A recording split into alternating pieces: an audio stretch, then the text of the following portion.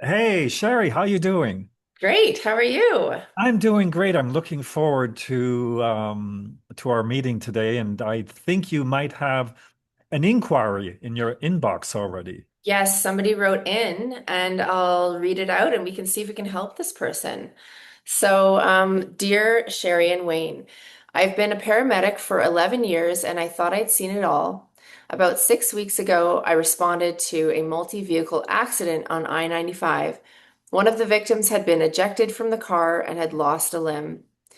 I've worked plenty of bad scenes before, but this one won't leave me.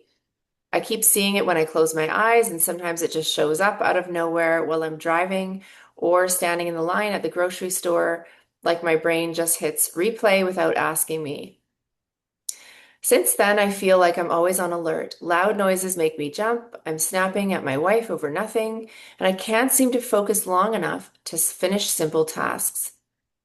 I'm sleeping maybe 4 hours a night. The part that confuses me is I was fine on the scene. I did my job, I stayed calm, everything went by the book. So why is it hitting me now, weeks later? Guys at work say this stuff happens all the time and comes with the job, and you just learn to stuff it down. I'm starting to wonder if something in my brain actually changed that day. What is happening to me, and is there a way to actually fix it instead of just learning to live with it? Joseph from Fort Lauderdale. Wow. Um, in so what do you think, Sherry? Um, I think I think it's great that Joseph has an interest in addressing this um, rather than stuffing it down as he described it.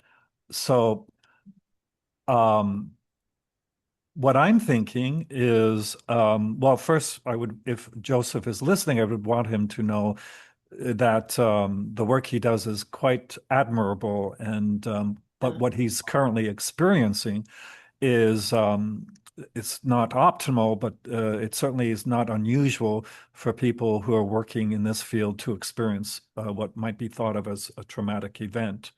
Um, so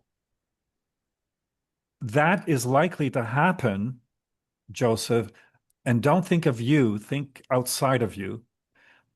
When things are experienced, think of it metaphorically as the information about the event so slams into our awareness. And when that happens, it can cause a facet of the mind to confuse the event not as an experience, but as the event that's being experienced ongoing in perpetuity, like a hand slamming into the sand.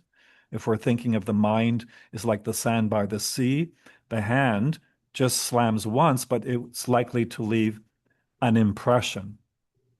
And the impression can be confused, Joseph, by our inner mind or unconscious mind, not as an impression, but as something that's currently going on in real time. Mhm. Um, it's a protective mechanism that's built into all of us as humans, um, but it can become dysfunctional. So it's not you, Joseph. It's the way our mind responds to certain experiences. Um, and so this can be effectively clear. The good news, Joseph, this impression, yours particularly, I was struck by, you said the word see. So I know already that this is a visual messaging from your mind. And so that image can absolutely be addressed and clear with a meeting with someone who's skillful at accomplishing that for you. So there is hope, Joseph. And I'm impressed that you're looking to get this cleared without having to stuff yourself the feeling down. And I'm pleased to hear because sometimes what happens, especially with first responders, is there's a tendency to address the feelings and the visual images with drinking in order to suppress it. So that's clearly um, admirable that that is something that you're not experiencing. Um, Sherry, do you have any thought? There's more I can babble I on mean, about, there's but so much that we can yeah, talk about with this particular issue, and I yeah. think that just touching on what can sometimes be experienced as shame around these things, especially being in a workplace where everyone's seeing these types of events, and even much worse than this particular example. And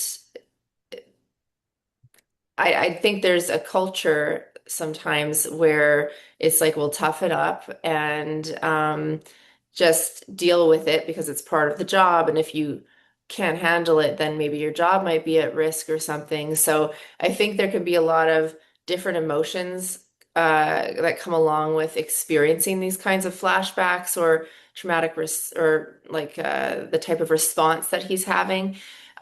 So I think. I really like what you said about the fact that this type of response that his mind is doing, where replaying things and reacting as if it's happening again, is really actually normal brain functioning for the way the human brain is built. It's like you said, truly not optimal, but very normal. Hmm. And I would probably venture to say that a lot of the guys at work, Joseph, probably experience some of this too and just aren't talking about it because there's a big taboo around that. Um, but the great thing is that there are brain-based modalities that work in, therapy now that can actually clear this stuff up completely, which probably sounds new because if you've ever been to counseling before, talk therapy often has a person going into a lot of detail to try to, um, sort of desensitize it by talking about it and going into detail. And it can often be quite scary to think about doing that because then you're thinking you're going to have to relive it. But there's all kinds of different ways now of clearing this up on the subconscious level because consciously you know that it's like up here, you know that the event is over, you survived, the person is okay, they're getting taken care of. It's not happening anymore. But the subconscious mind hasn't quite gotten that message, which is why these flashbacks and things are happening. So we're really looking for a way of working with the subconscious mind, that deeper level of mind, so that we can clear it up completely with the whole brain, knowing that it is over. Um, so, yeah, what do you think about that, Wayne? Um, I'm excited that there's these new modalities that are available. Um, and and I do recall, and sometimes I do encounter other peers who are of the thinking that sometimes these kind of experiences will take a long time and before there could be any sort of improvement. And I agree with you. There's so many new modalities that can effective and reduce the amount of in meetings you would be required to meet with a healer of Yeah. some sort. So that's some really good news for people who might be hesitant to see a professional who may not be currently learned in these new sensory-based mind clearing healing modalities. Hmm. Um, but I do think that there's a great deal of optimism now for people to get really good care. And sometimes, in some cases, well, you and I have both experienced us having a result of a very pleasing result with an encounter with an individual in a 90-minute session. Yeah. Um, Yeah. and that's exciting. Um, in my experience, it might be one or two sessions, um, but generally, I'm of the thinking that, at least the way you're trained and I'm trained, we're really motivated so that that individual on that particular issue will have absolute clarity within, a couple of visits. Yeah, And totally. that's something that we're intending to get done for people in a way, like you have pointed out, so that it's not re-traumatizing. It's more gentle, and there's different protocols that you are trained in, Sherry, and I am trained in. Some of it has components of hypnotic processes combined with cognitive modalities, Yes. and certainly sensory-based modalities. Um, I like the idea, particularly in terms of visual flashbacks, some of the really effective methods that doesn't require any re-experiencing in clearing an image that might be repeatedly on a loop within the mind. Mhm. And there's some neat protocols now available to clear those visual impressions. Yeah. Can be complicated, as you pointed out, with people experiencing, some kind of shame. Um, Yeah. and that's another component to what might be thought of as a traumatic experience. Mhm. And um, and there's some really neat techniques that we could now utilize in a meeting with um, with uh, with first responders Yeah. to clear the meaning. And what we mean by meanings is when there's a disturbing experience, the mind or a facet of mind is likely to embed a meaning about the event in such a way that the unconscious mind or deeper mind is experiencing not the meaning, not as a meaning, but as something is real. Hmm. And that can be very disturbing. And so there's some great technologies available now in specifically targeting and clearing the embedded meaning, Yeah.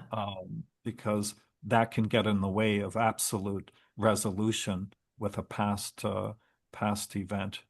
Totally. Um, I'd love to give an example. And I often give this one with some of my clients to sort of explain why the brain is responding in this way for Joseph. Um, so I can use the example of a veteran. He comes back from the war. He's reunited with his family. They're all so excited, gathering at the dinner table, having a wonderful meal. Then they all gather at the window to watch the fireworks. And maybe it's 4th of July or something. So everyone's so excited, and the first fireworks go off, and everyone's like, oh, wow, amazing. And then they look around and they're like, where did he go? Well, the veteran, he dove under the kitchen table. Now, is he afraid of fireworks? No. But the thing is, his mind draws connections between patterns of association and structural similarity. So, of course, there's a lot of structural similarity to fireworks. The sound of the fireworks is very similar to the sound of gunshots popping off during the war when he saw his three friends be killed.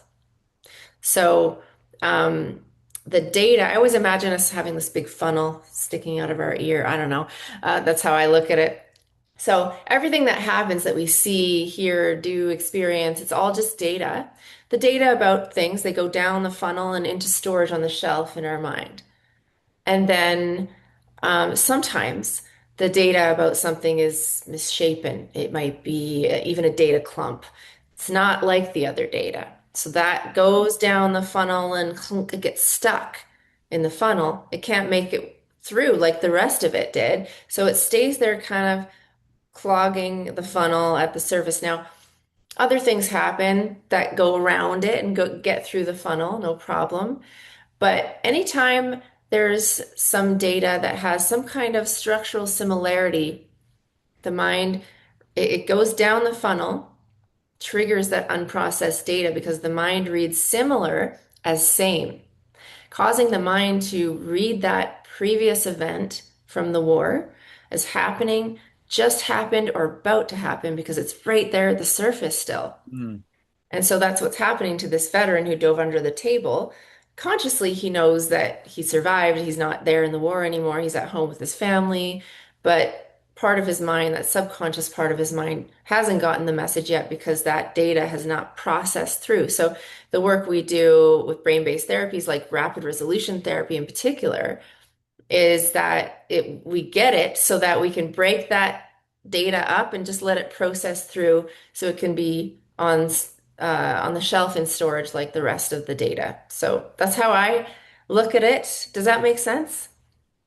Yeah, I think that's a wonderful way of describing um, some of the mental processing that occurs within the mind, um, and that I do remember there has been some confusion um, that can be experienced within the mind.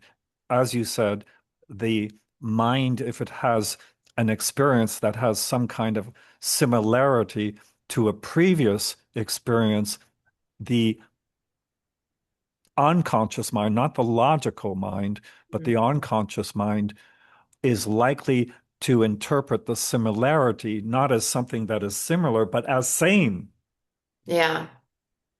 Even though here we know it's similar, but the emotional part of the mind, which is governed by our unconscious, is experiencing that as not similar, but as same, Yeah.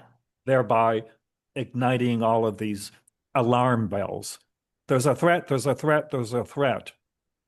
Um, Even though here it's viewed as something similar, but that example of the firecracker. Now, the firecracker is not the same as a grenade in Afghanistan, but it has similar structural similarity in terms of loudness. Hmm. Firecracker loudness is similar to a grenade loudness, but the mind here will experience it as currently happening, thus causing our veteran friend to dive under the dining room table, was it, or couch? But Cable. Yeah. yeah, until he pops up and realizes, oh, it was just a firecracker, not a grenade. Yeah, Yeah. there's such complexity with the mind, isn't it, Sherry? There's so much more that we can go over about the complexity of the mind. And I'm thinking the people that we're likely to meet with are often like our friend Joseph here. The confusion might be um, the confusion is understandable because the mind is very complex. And the reason it's complex is because it's not a unified whole. The conscious mind, which is our logical mind, is not really integrated to the primitive or unconscious mind. Yeah. And and you might agree with me, Sherry, that 98% of the mind is actually primitive and archaic. Hmm. And the part that we refer to as our logic and intelligent mind is about 2% of the mind.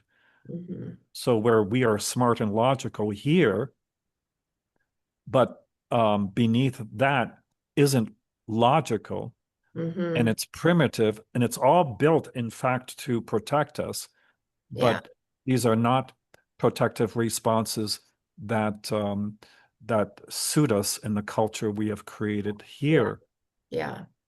So so the good news again is um, there is there is there are processes that can clear these impressions, Yeah. um, and there are processes that can clear or resolve the meanings that the mind might have attached to the event, and so these are different strategies Yeah. that can be helpful. Totally. Yeah. And I think I'm sure anyone listening who's experienced this or has a loved one who is experiencing this, or Joseph yourself, are probably wondering, like, how the heck do we get it so the mind reads it as over and stops reading it as happening? And really, the reason why general talk therapy takes so long for these things to heal these things, is because they're only dealing with that 2% part of the mind, that conscious mind. So things like clinical hypnotherapy, or RRT, rapid resolution therapy, that incorporates a lot of different hypnotic components to it. Basically, you're just needing some kind of method that can speak effectively to the subconscious to get that message there. That's all really we're looking to do, is speak to that part of the mind so that part of the mind can hear and believe that it's over. So it actually, I mean, there's all this complexity around it, but when you break it down, I think it's actually quite simple. You just have to have the skill to know how to work with that part of the mind, which isn't all that common these days in therapy, I think. Yeah, yeah. The complexity regarding these kind of experiences, you're absolutely right, Sherry. That's actually very good news that this thing is so complex. Because when something is complicated, it's much easier to disable it, Mm. like a cuckoo clock. It's pretty complicated. I don't know how to build it. It's pretty complicated. But in order to disable it, all we would need to do is to reach at the back of it and identify one little component of its complexity and separate it from the rest. Yeah, And this cuckoo clock is basically, you know, a, a paperweight. Um, so yes, the fact that this can be very complicated is very good news because the more complex something is, the easier it is for us to disable it. yeah, So yeah, again, some optimistic yeah. piece of information. I personally find that when I see clients with um, who have gone through like an extreme trauma, a rape, or Mm. um, like a first responder trauma, or some kind of violent event, like I find those to be the easiest to work with and clear up. Um, which is so interesting. People look at me so strangely when I say, "Oh, I love to work with a rape," because it's like I know that I can get people feeling better, like pretty much immediately within 1 to 2 sessions. And so, yeah, I think it's the modality itself, like these types of approaches, brain spotting, EMDR, IFS? IFS. We spend Yeah. like hundreds of hours in training. Like you and I have spent hundreds, like countless hours of training in these modalities. So they can become, it's complicated to explain them all. I mean, especially going through all of that training to explain, oh, it just works like this. It isn't that simple to explain, but when you know how to do it, when you know, when you're trained properly in these methods, um, it can feel for the client quite simple, I think. And, obviously for us, if we know what we're doing, we're competent in it, it can feel simple for us too. But I think I address this because I know some people listening will probably want to know exactly how we're doing that. How do you do that? What are you doing?